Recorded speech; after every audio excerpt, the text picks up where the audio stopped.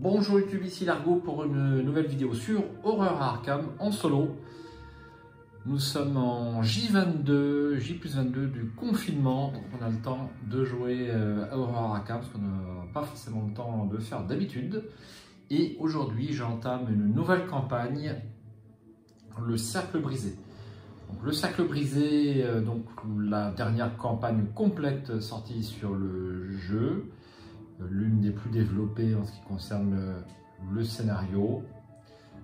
Une campagne assez difficile aussi, donc j'espère que ça va bien se passer en solo, sachant également qu'il y a beaucoup d'effets de 2 cartes, donc on va éviter les misplays. Et j'ai choisi un survivant, enfin une survivante pour être exact. Je vais jouer avec Wendy. Wendy, l'investigatrice de la boîte de base, que je n'avais, moi, jamais joué, puisque j'ai pris le jeu un petit peu, je dirais pas en retard, mais largement après la sortie. Donc je vais essayer avec Wendy, on va voir ce que ça donne. Je vais démarrer avec l'introduction assez copieuse de cette nouvelle campagne. Donc si vous les connaissez ou si ça ne vous intéresse pas, je vous invite à faire avance rapide parce que c'est assez long. Alors nous voici, premier scénario, c'est le prologue, le scénario 0, disparition dans la demeure du crépuscule. Nous sommes le dimanche 22 novembre 1925 à Arkham, dans le Massachusetts. Presque un mois s'est écoulé depuis la fête des morts, mais une atmosphère lugubre s'attarde sur la ville. Chaque matin, un épais brouillard envahit les rues.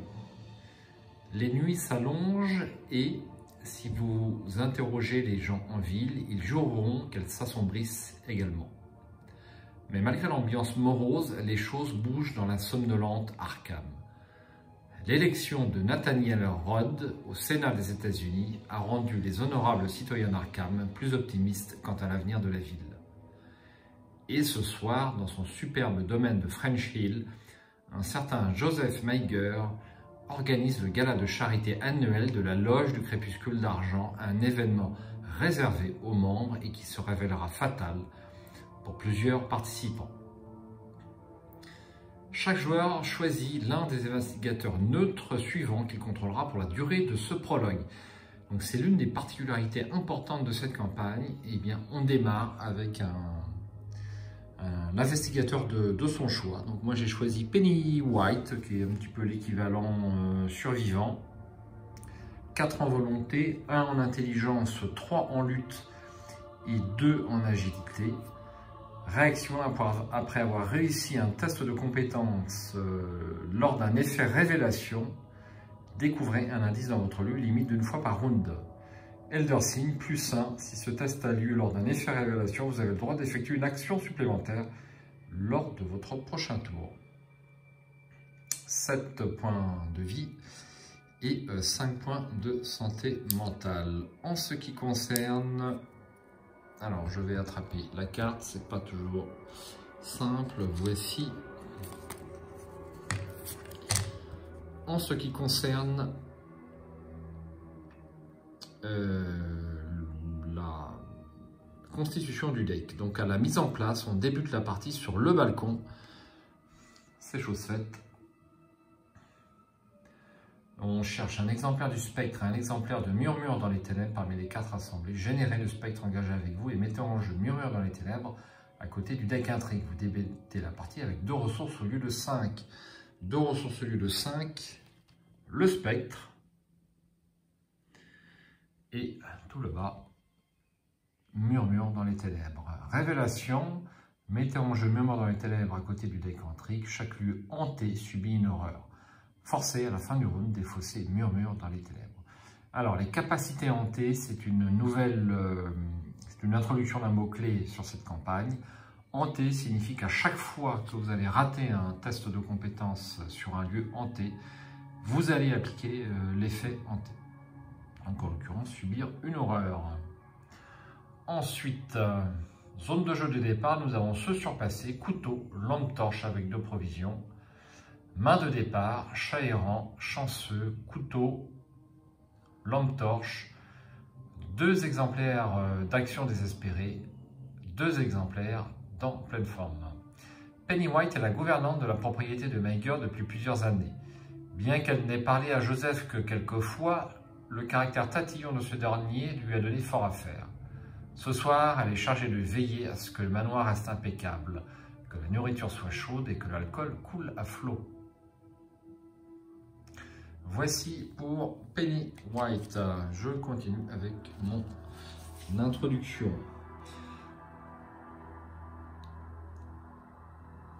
Donc, c'est une campagne en solo, donc on barre les profils des 3 autres investigateurs qui peuvent être incarnés par les joueurs. Mesdames et messieurs, annonce Joseph Manger en portant un toast avec une coupe de champagne. Le calme s'installe dans la pièce où seul subsiste le crépitement de la cheminée et les rumeurs de quelques conversations. Permettez-moi de vous souhaiter la bienvenue chez moi pour le gala de charité de cette année. Les plus éminents citoyens de la ville sont parmi nous ce soir et je tiens à vous remercier pour votre travail acharné et votre générosité. Des applaudissements et des murmures approbateurs envahissent la pièce. Nombre d'invités lèvent leur verre en direction de Valentino, l'un des membres les plus estimés de la loge cette année et qui siège à la table de l'invité d'honneur près de la cheminée. Jérôme, l'assistant de Joseph, consulte discrètement sa montre à gousset. Il semble se confondre avec le mur derrière eux. Dans un autre coin de la pièce, la gouvernante, Penny, court de table en table, emplissant les verres vides et ramassant les assiettes sales. Chacun d'entre vous a accompli de grandes choses au nom de la loge du crépuscule d'argent et de notre ville historique, continue Joseph. L'an prochain, nous continuerons à parler de ce fardeau, à porter ce fardeau et à faire ce qui doit être fait au nom du progrès. Jérôme s'avance lentement, interrompant le discours de Joseph avec une assurance tranquille née de longues années de loyaux services.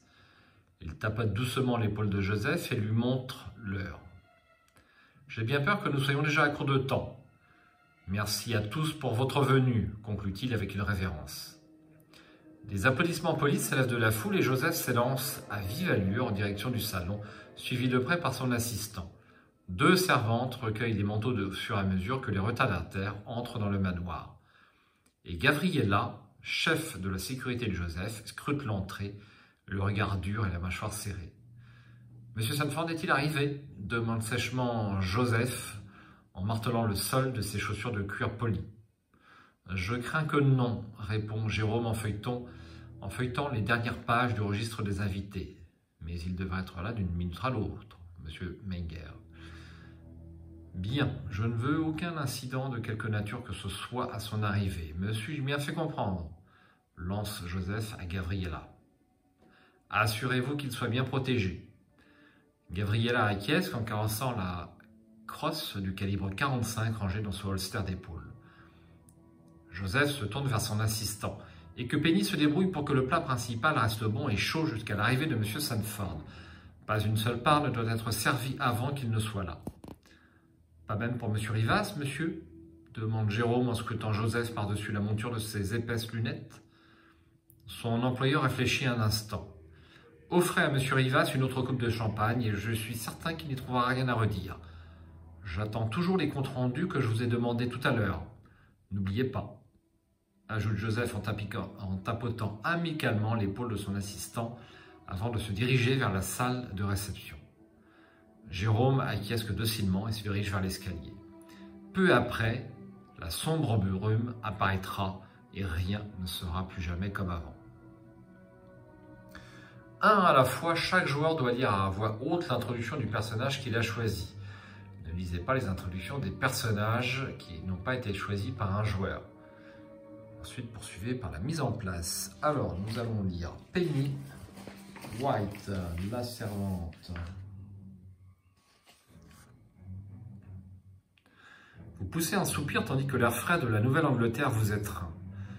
La soirée a été particulièrement stressante, suffisamment en tout cas pour que vous décidiez de vous éclipser loin du brouhaha afin de vous en griller une petite avant de retourner travailler. Vous vous accoudez à la rambarde métallique du balcon et vos doigts tremblent en prenant la cigarette. Les mansardes lugubres et les manoirs victoriens de French Hill emplissent le panorama, leurs fenêtres obscures cachant d'innommables d'innombrables secrets. Votre employeur n'avait jamais été à ce point à cheval sur les moindres détails pour l'organisation d'une soirée. Il est d'ordinaire si calme, si réservé. Cette soirée a quelque chose de spécial qui le met à bout. Serait-ce M. Sanford? Un frisson vous parcourt. Cet homme vous déplaît au plus haut point, bien que vous ne sachiez pas comment, pas exactement pour quelle raison. Mais Joseph a rencontré M. Sanford tellement de fois que cela ne peut pas être l'unique raison. Qu'est-ce qui peut autant préoccuper M. Menger? Vous êtes tiré de vos pensées par l'accumulation de nuages gris qui masquent progressivement le ciel nocturne au-dessus de vous. Leur masse se rapproche et vous commencez à voir des formes émerger de la vapeur. Écarquillant les yeux, vous vous penchez sur la rambarde pour mieux voir. C'est alors que vous remarquez la véritable apparence des silhouettes dans la brume. Des visages hurlants aux mains griffues qui se tordent de douleur et se dirigent droit vers vous. Vous hurlez de terreur et reculez jusqu'au mur, tandis que la brume enveloppe le bâtiment. Une forme spectrale, vêtue de haillons sanglants, émerge du brouillard derrière la rambarde, implorant le repos d'un râle sourd. Votre seule chance de vous en sortir est de rentrer dans le manoir et de trouver de l'aide. Voici pour l'introduction et nous sommes rendus à la mise en place. Vous voyez, c'est assez copieux. Donc mettons en jeu les lieux spectraux. Mettez en jeu le guetteur spectral dans le hall d'entrée. Voici le guetteur spectral. Il y a alerte et il est chasseur. Donc alerte, c'est un mot-clé qui est nouveau dans cette campagne. Cela signifie que lorsqu'on tente d'échapper à un ennemi et qu'on échoue, eh bien on se prend une attaque. Donc l'équivalent du mot-clé riposte.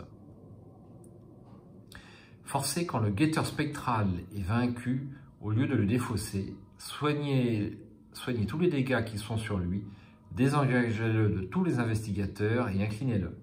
Il ne se redressera pas lors de la phase d'entretien de ce round. Voilà. Alors, précision utile, il n'y aura pas d'issue sur ce scénario, ce qui est un petit peu déprimant quand même. Donc, il nous faut rassembler autant d'indices que possible avant l'inévitable trépas. Alors, il n'y aura pas non plus de points d'expérience. Les investigateurs n'ont pas de deck. Ignorez tous les effets d'instruction qui font piocher des cartes ou interagir avec le deck des joueurs. Enfin, les investigateurs n'ayant pas de pile de défaut, chaque carte joueur qui devait être placée dans leur pile de défaut est à la place retirée de la partie. Bonne chance, vous en aurez besoin. Alors, on va pouvoir enfin démarrer cette partie. Voici mon modeste deck. Donc j'ai bien 2 actions désespérées. Une lampe torche, un couteau, un chat errant, un chanceux et 2 en pleine forme. Alors on va enlever le zoom, vous verrez plus clair. Voilà, voici. Donc je vais faire ma main à côté, comme d'habitude. Allez, on va démarrer avec une première phase d'investigation et je vais prendre connaissance du lieu. La porte isolée en haut de l'escalier du premier étage est dans un triste état, comme si des siècles avaient passé. Le chêne, naguère lustré, est désormais souillé et la porte semble pouvoir s'écrouler à tout instant. 2 indices ici et 4 de valeur occulte. Hantez, choisissez et défaussez une carte de votre main. Une brume dense et oppressante emplit ce qui fut autrefois un impressionnant bureau. Des fissures zèbrent toutes les boiseries et les étagères entourant le bureau de Joseph croulent sous le poids de livres décrépits. 2 points de victoire, mais qu'on ne pourra pas obtenir à ce scénario. Alors, comment vais-je me débarrasser de ce spectre? Est-ce que je lui échappe? Est-ce que j'essaye de le tuer? Allez, je vais défausser mon couteau.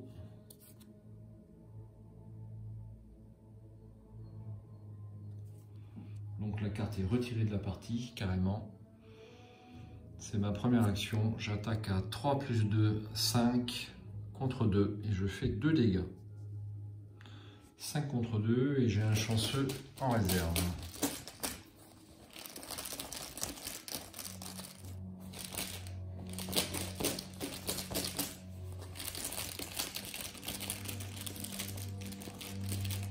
Allez.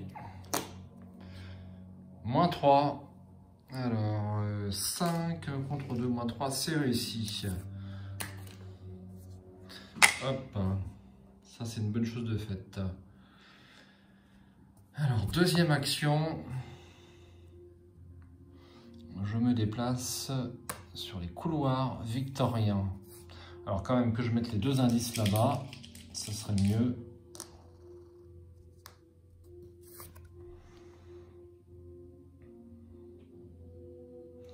Les doux rayons du soleil qui illuminaient ces couloirs se sont changés en rayons de lune pâle et froid qui éclairent des particules de poussière et des volutes de brume sombre. 4 de valeur occulte et toujours aucun indice. Hanté, perdez une action. Un silence pensant règne sur les couloirs vides et froids. Les nombreuses peintures qui ornent les murs se sont estompées et sont devenues méconnaissables. Quant aux statuettes de métal de part et d'autre des corridors, elles sont complètement rouillées.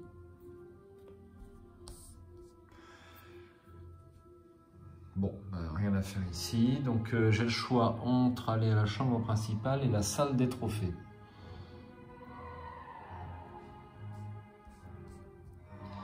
Eh bien, ça sera la salle des trophées.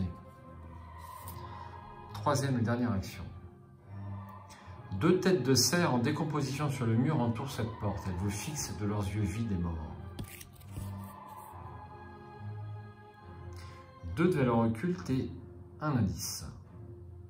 Hanté, perdez 2 ressources, subissez une horreur pour chaque ressource que vous ne pouvez pas perdre à cause de cet effet. Les têtes d'animaux en décomposition ornent les murs lambrissés de cette pièce. Autrefois symbole de pouvoir et de domination, elles ne sont plus qu'un macabre étalage de mort et de putréfaction. Vous ne pouvez vous empêcher de sentir leurs orbites vides vous scruter tandis que vous explorez la pièce. Alors, un indice. Et c'était ma dernière action.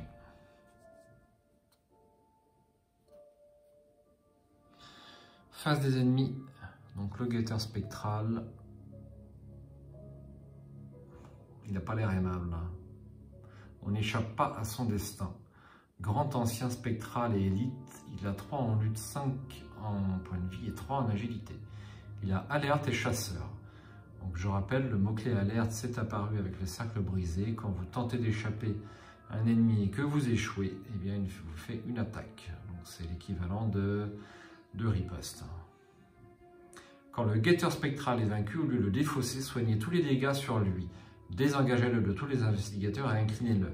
Il ne se redresse pas lors de la phase d'entretien de ce round. Ensuite, phase d'entretien. Donc, on n'a pas de deck, mais on a quand même des ressources.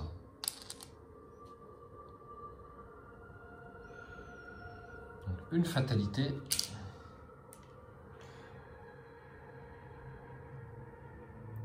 Alors, après que de la fatalité ait été placée sur n'importe quelle carte, je dois subir ou un dégât ou une horreur.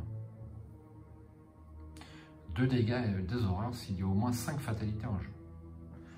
Donc, je vais subir un dégât puisque j'ai plus de points de vie.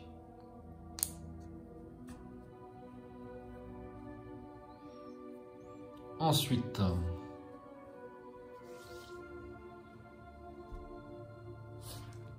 phase d'investigation, j'enquête, je dépense une lampe torche et je fais un test d'enquête à 2 - 2 égale 0 contre 1 d'intelligence.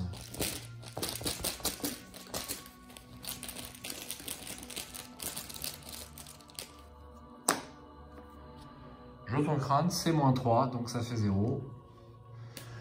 C'est réussi.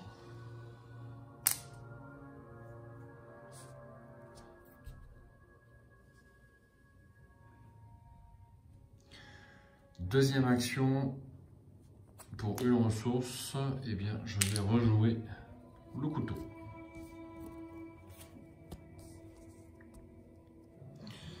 Troisième et dernière action, je vais me déplacer dans la salle de billard. Depuis l'extérieur de cette pièce, vous pouvez entendre le claquement caractéristique du vieux bois ainsi que des bruits de pas ténus. mauvais état, la salle de billard. 3 de valeur occulte et un indice. Hanté, vous devez soit défausser un soutien que vous contrôlez, soit subir un dégât. La convivialité et les rires de la salle de jeu ont fait place à un silence morbide. Des nuées de brume noire émergent de sous les restes de la table de billard, tournoyant sur le sol dans une danse informe. Un indice ici.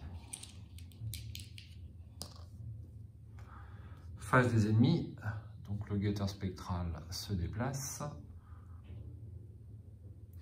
Je prends une ressource. Je récupère mes jetons.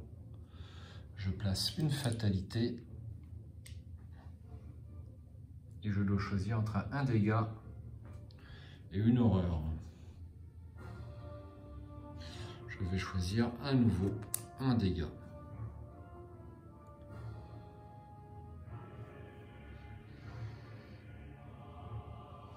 Alors, est-ce que je tente de prendre l'indice? Bah oui, j'ai mon chanceux en réserve. Une première action, je dépense la dernière charge provision de ma lampe torche pour avoir... J'ai un petit faux jour, hein, il est 14 h. Donc dépenser une provision, j'ai -2 de valeur occulte. Donc le lieu passe à 1 de valeur occulte. Et moi j'ai 1 en intelligence, mais j'ai un chanceux en réserve.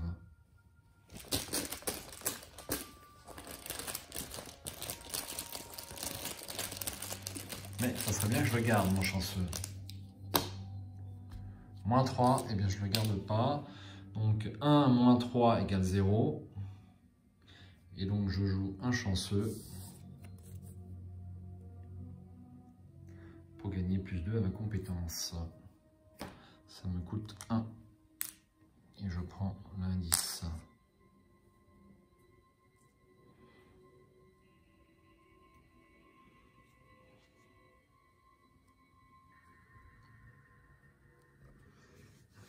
Alors, est-ce que je me déplace en deuxième action ou pas?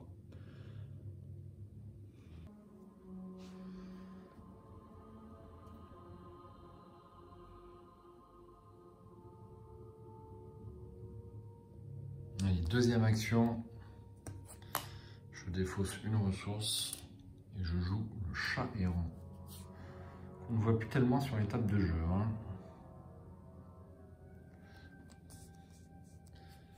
Troisième et dernière action, je vais prendre une ressource.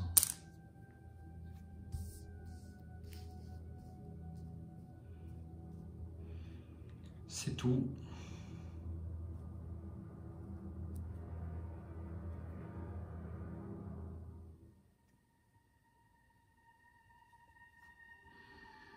Alors, phase d'entretien. Face des ennemis d'abord, donc lui se déplace, m'attaque, me fait un dégât et une horreur. Phase d'entretien, une ressource et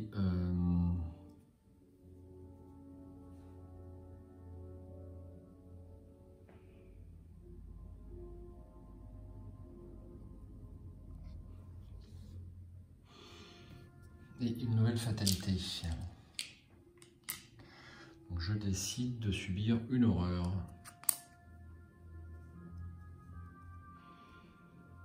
Ensuite, phase d'investigation. Alors, est-ce que je tente de le tuer? J'ai quand même des actions désespérées, mais...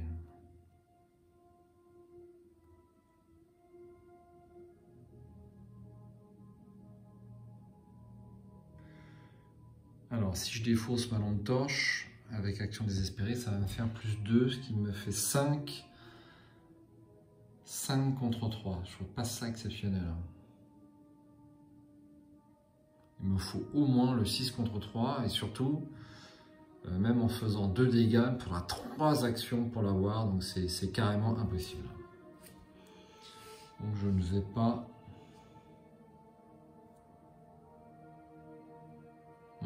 là-dedans. Je vais tenter de lui échapper, donc je suis à 2. Je peux monter à 5, 6. 6 contre 3. Autant dire que c'est le test à pas rater. Hein.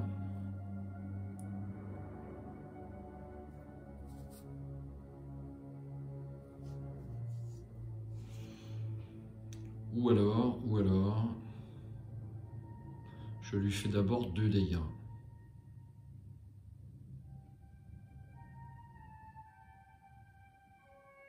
Ça devrait faciliter mon test parce que mon en pleine forme gagnera un icône.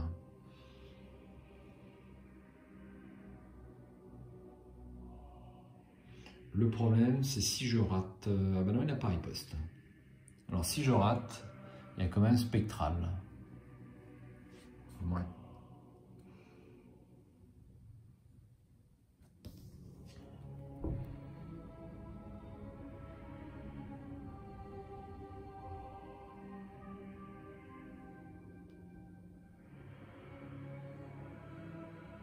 Allez, je vais faire ça. Donc je joue action désespérée en première action. Je défausse la lampe torche, ce qui me donne un total de plus 2. Je passe à 5.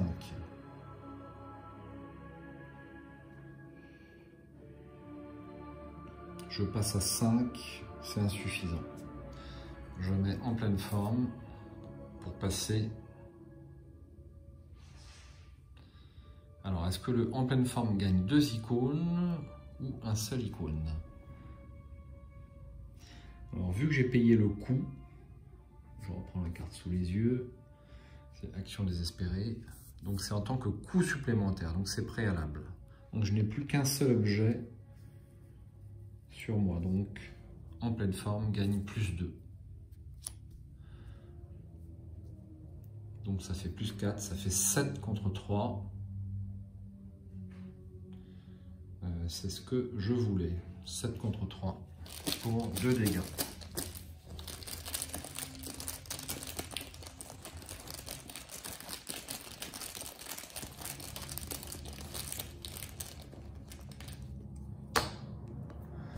Ouh, ça c'est quoi? Plus 1. J'ai le droit d'effectuer une action supplémentaire lors de votre prochain tour. Alors, le prochain tour, eh bien, ce n'est pas tout de suite. Un effet de jeu assez particulier. Donc, je vais d'abord appliquer les dégâts. Donc, 1, j'ai droit à 2 ressources.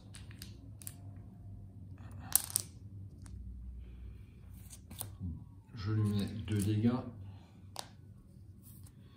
Et je mets hors jeu tout ceci. Ensuite,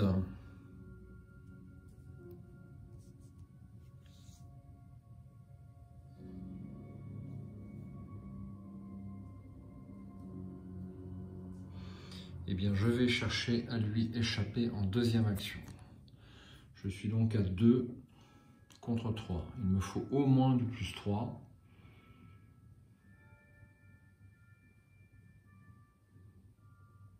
Donc je vais dépenser 4 ressources.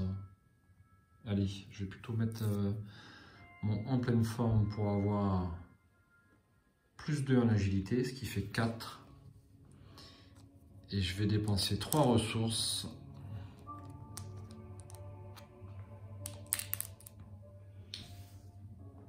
pour arriver à 7. 7 contre 3 d'agilité. Il n'y a que l'échec automatique.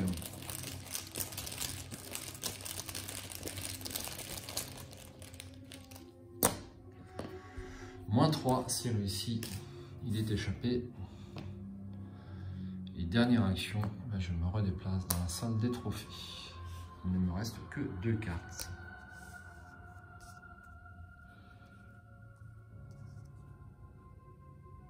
Ensuite, phase des ennemis, ça ne bouge pas. Phase d'entretien, on le redresse. Et je prends une ressource. Une fatalité. Donc je choisis ou un dégât ou une horreur. Je suis à 4 points de vie et je suis à 3 points d'horreur. Bon, je vais choisir un dégât.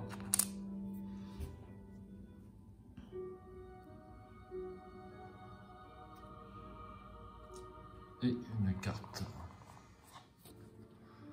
Rencontre.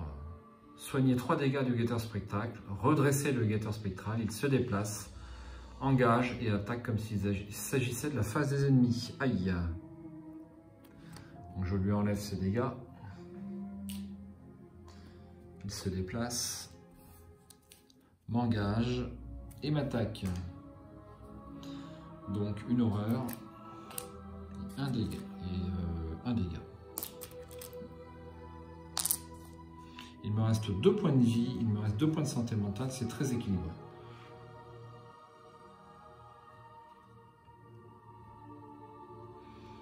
Première action, eh bien je vais tenter de lui échapper. Alors je ne peux pas utiliser le chat errant car je ne peux l'utiliser que sur les ennemis non élites. Évidemment le guetteur spectral est élite.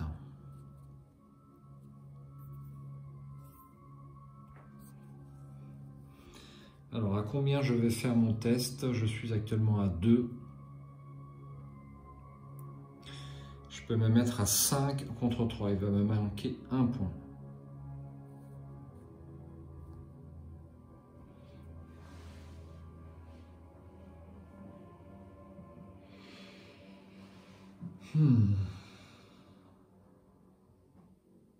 J'ai presque envie de prendre une attaque d'opportunité pour me mettre à 3.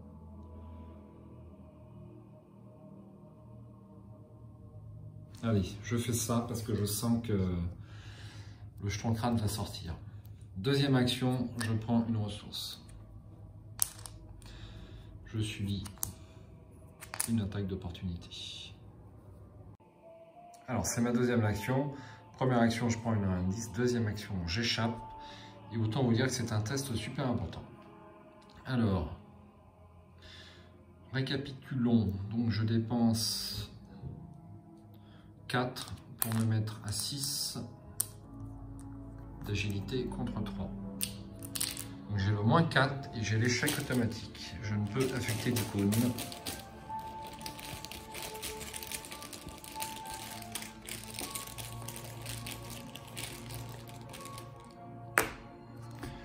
Moins 3, eh bien, je suis très content d'avoir affecté. Mon raisonnement était le bon, c'est ça qui me fait plaisir. Alors, j'incline le guetteur spectral et en troisième et dernière action, je me déplace. Face des ennemis, ça ne bouge pas. Phase d'entretien, on le redresse. Je prends une ressource, je redresse mes pions. Je les retourne. Une fatalité.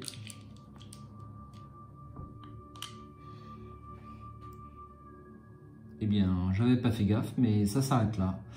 Après que de la fatalité était placée à n'importe quelle carte, chaque investigateur doit subir un dégât, soit une horreur, 2 dégâts ou 2 horreurs, à la place s'il y a au moins 5 fatalités en jeu, ce qui est le cas. Voilà, donc c'est tout. C'est super court ce scénario, je ne me souvenais pas que c'était aussi court. Bon, je ne vois pas comment faire pour avoir beaucoup d'indices sur ce scénario, c'est quand même assez compliqué, hein, pour pas dire assez frustrant. Bon, bah, le score, ça sera 2 indices. Donc rappelons, quand un investigateur est éliminé, placez chaque indice de cet investigateur sur cet acte au lieu de les placer sur son lieu. Découvrez autant d'indices que possible. Donc je les place sur l'acte et je vais lire la conclusion. Alors voyons ça.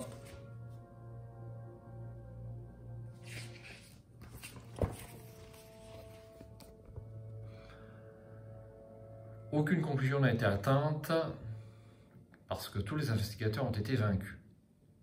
Monsieur Sanford, merci d'être venu. Je sais que vous êtes un homme très occupé. Votre présence à notre réunion de ce soir est très appréciée. Joseph serre fermement la main de Carl Sanford en parlant. Son interlocuteur réagit à peine. « Je sais que vous venez d'arriver, mais il y a quelques affaires privées dont je dois vous entretenir, si vous le permettez. » continue Joseph, son regard passant de l'un à l'autre des hommes qui encadrent M. Sanford. « Très bien. » Le vieil homme fait un signe de tête à ses deux sbires qui reculent pour leur laisser un peu d'intimité. Il croise les mains derrière son dos. Sa stature est impressionnante pour son âge.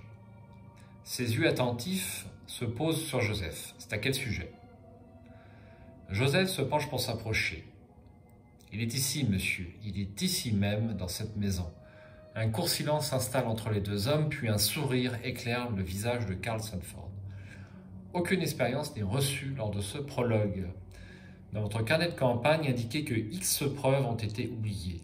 X est le nombre total d'indices sur l'acte 1A, la disparition.